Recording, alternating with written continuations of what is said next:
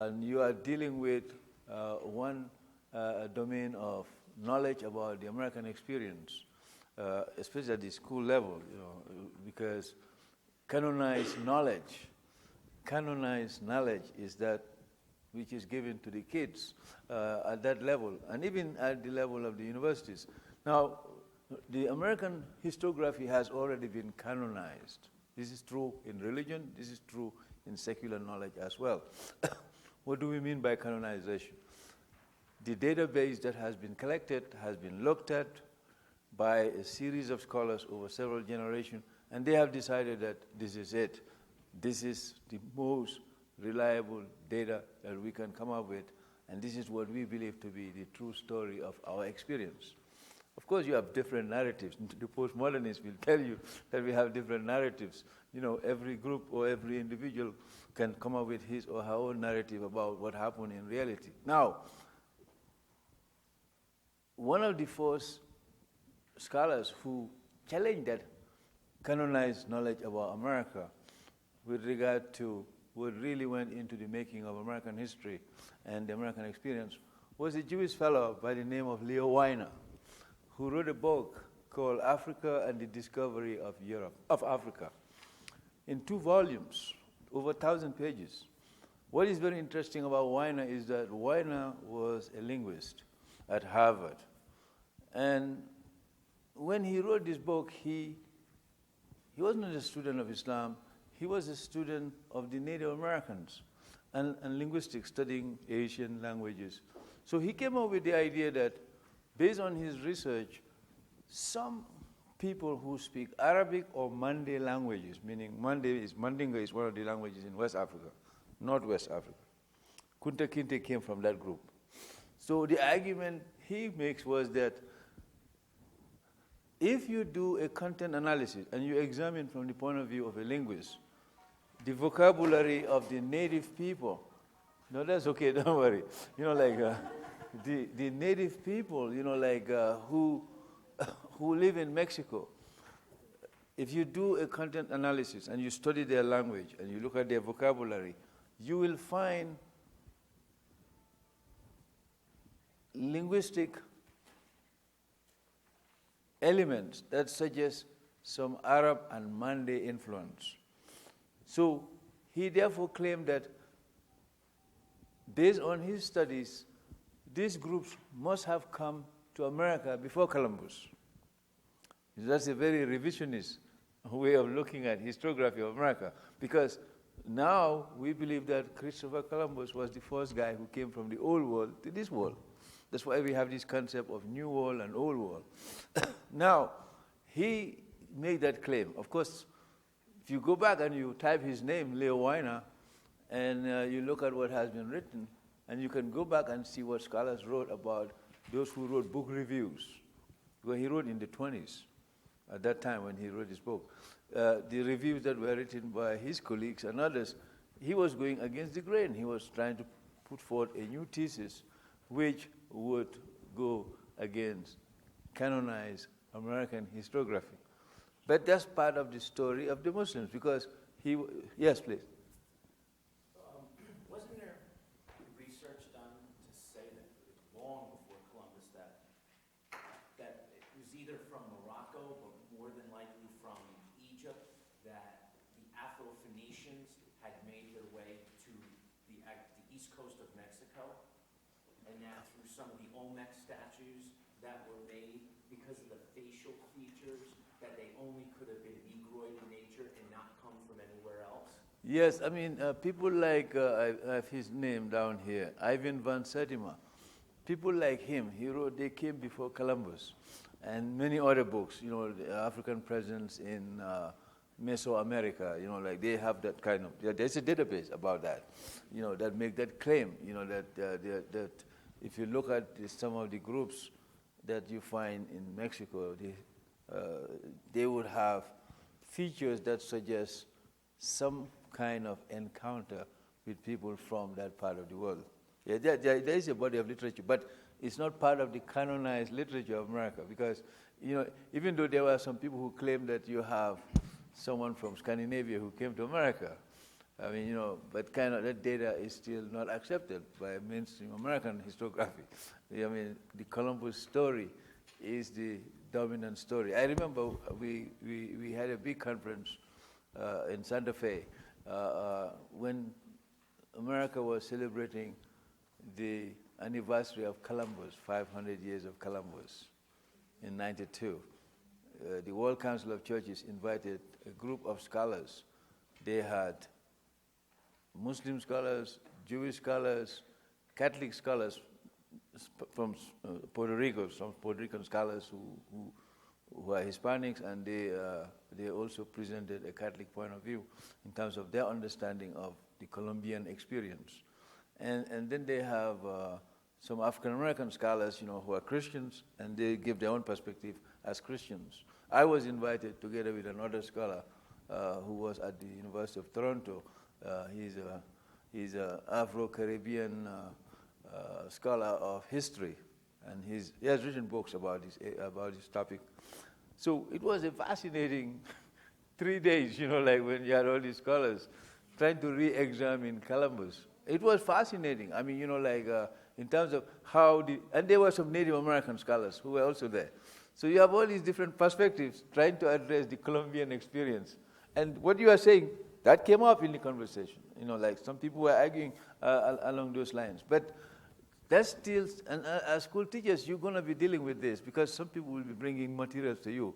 But, of course, it will be a new material that may be seen as not part of the orthodoxy.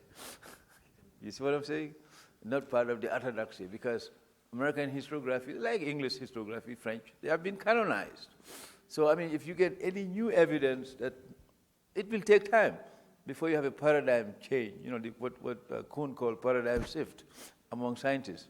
The paradigm shift will take place only when you have overwhelming evidence that could no longer be denied by the scholars. Then we will accommodate it. That's what the scientists do that. So, I mean, the same thing with regard to the historians. But many people, just like in Islam, remember they tell you that the gate of Ijtihad was closed. And then you have some people who begin to question that, whether the gate was closed or not closed, in light of new realities and new evidence. But Wierner was, I think Wierner is beginning to be taken seriously now, by some of the scholars. But it is a long way to go before really, because we have to have more evidence. So there is controversy in the terms of what he presented. And having Van Sedema, who wrote his book, they came before Columbus. They really built on him, and then did subsequent research. You see, and some of the things that we are discussing in regard to Mesoamerica, he tries to bring in his work. Now, that's the first phase, and you will come across this debate about this particular phase, whether there were Muslims or people from Northwest Africa who came here or not. That will continue to be a debate. But there's no debate that you have people who came to the United States during the time of slavery and the post-Columbian period. There's no debate about it. The argument that Wierner was making was supported by some evidence that he was not aware of himself. Because you have British historian Basil Davidson, some of you are familiar with him, I'm sure when you do studies about Africa. Basil Davidson wrote so many books about Africa. Lost Cities of Africa, all kinds of books. Now, he supported Wierner, but he was not aware of Wierner's thesis. He was not even aware of Wierner's writings. But his writing was based on what the Arab scholars wrote, because the Arab scholars wrote about their visits to Africa in the pre-Columbian period. When the Arabs, remember when I told you about the history of Islam, that the Arabs came to sub-Saharan Africa. Now, people like Basil Davidson writing in English and feeding on the Arab writings of people like Al-Umari. Now, Al-Umari's works have been made available to people who are English speakers who don't know Arabic, because Nehemiah Levzion, who wrote a thick book called Islam in Africa, he edited a volume, about 1,000-page book of essays written by scholars on Islam in Africa. It's a good book. is a thick one on Islam in Africa, written by edited by Levzion. Levzion and Hopkins, is an English writer. They took all the Arabic writings and translated them into English. Levzion is an Israeli himself. He died. He's a very well-known scholar. He and Hopkins pulled together all the data that the Arabs wrote about Africa, and they translated these manuscripts into English. So if you go to the library, you will see this corpus on West African history, corpus of Arab writings on African history, Arab sources on African history. So these two volumes, if you take Leo Wierner's work and you take the work of Nehemiah Levzion together, you will have an interesting understanding of this kind of discourse, pre-Columbian discourse. In fact, in a book that I edited with John Esposito and some other people, called Muslims in Muslims in American Public Square. The introduction to that volume, I spent some time in that introduction to handle this issue.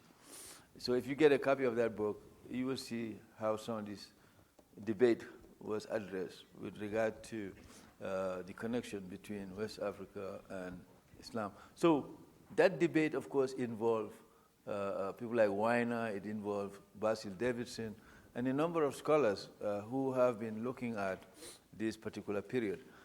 So the first phase, really, those who are interested in that area, and if you go to the internet, you will find a lot of people, who secondary, they write essays based on these writings. I'm sure you come across them in the internet. Now, that's the first phase. You have a lot of controversy surrounding that particular period. The second phase, we have no dispute, because that is Islam coming to America during the time of slavery. Now, there is debate among the scholars as to the exact percentage of Muslims who came during the time of slavery. The most conservative estimate is from Alan Austin. He wrote a book called African Muslims in Antebellum America. Maybe some of you are familiar with his book. Austin did an excellent job of building on a tradition of research from Timothy Dwight. Timothy Dwight was a prominent American who was the secretary of the American Ethnological Society. And Timothy Dwight was very much interested in reporting about Muslim slaves. So he made some collection of his own. Now, what Alan Austin was able to do was, Austin, in his book, if you get a copy of his book, almost 1,000-page also, his book, he collected all the literary fragments about Muslim slaves during the period of slavery. So his book is a very important book if someone is really interested in understanding the coming of Islam during the period of slavery. Now, he estimated that there were 10% of the slaves who came to the United States were Muslims. 10%. Of course, American Muslims tend to exaggerate. They will give you a higher number to increase the number of Muslims who are in the United States. But he claims that the number of Muslims in the United States were about 10%. Now, those Muslims who came to the United States would play an important role in terms of the African presence, because many of them are more documented than other slaves, and we have more information about them. And I give you examples of these people. There is a book written by Terry Alford, and I believe they circulated the flyer about the prince who will be featured on public television in America. Now, Terry Alford is best known, he's a well-known American historian. His claim to fame really is Prince Among Slaves, which is a story about this Abdul Rehman. Now, what is interesting about Abdul Rehman is that Abdul Rehman was a prince in Africa.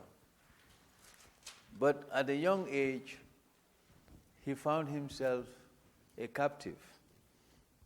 Because in those days, they had no POW concept or MIA. These are concepts we now use in modern society. You go to war, they capture you, they give you this title of being a POW. But in the old time, you're a slave, period. So, you end up in captivity. Unless somebody ransom you, you will end up as a slave. And so he was a prince, and he ended up being sold by the victors to some European traders. He ended up in Natchez, Mississippi. Now, his story is fascinating. And when you see that video, I'm sure when it comes out next year, you will get a full story about this person described by Terry Alford. Abdul Rehman spent 40 years as a slave in Mississippi. His story is fascinating. 40 years as a slave in Mississippi. Now, there was a doctor, medical doctor, by the name of Cox. Dr. Cox, who was very old, but he was saved from shipwreck by the father of this Abdul Rehman, who had been in captivity for 40 years in Mississippi. Somehow, he recognized Abdul Rehman, Dr. Foster. And Foster came to recognize that this is the young man. He's an old guy now, but he recognized that this guy who recognized me was that young prince whose father saved me in Africa. So he was very much affected by that encounter. So he decided that he was going to help him to get out of slavery. So fortunately for him, meaning the slave, Abdul Rehman, he knew Arabic. And he was able to write a letter in Arabic addressed to the king of Morocco. And Foster was, Cox, Dr. Cox, was asked to get the letter through the American Colonization Society. So the slave owner was Thomas Foster.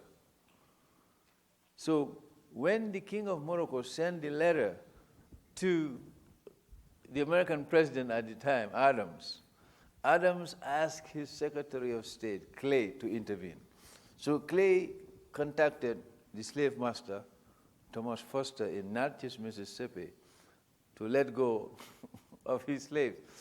So after some negotiation, he agreed to let go of Abdul Rehman and his wife, but his kids were not let go.